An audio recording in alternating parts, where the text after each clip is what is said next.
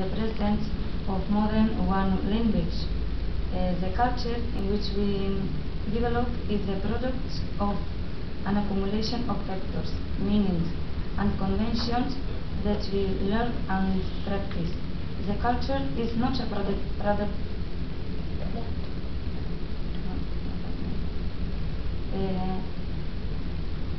a product of the history, of the ways of the people who lived before.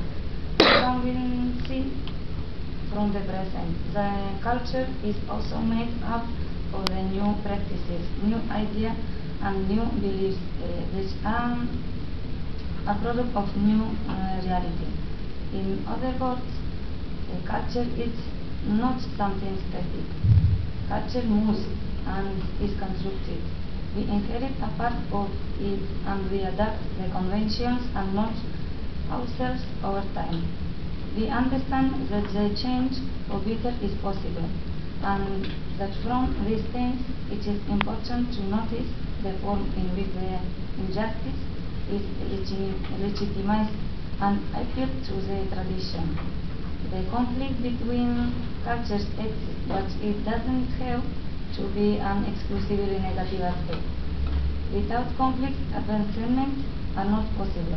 All cultures, in the grand scheme of time, are the product of a resolution between prior intercultural conflicts. With respect to this topic, it is important to emphasize the core of the existence of these conflicts. It is essential that the government takes measures to facilitate the integration of these immigrants and provide a climate that is more adequate for the harmonious coexistence of these different cultures.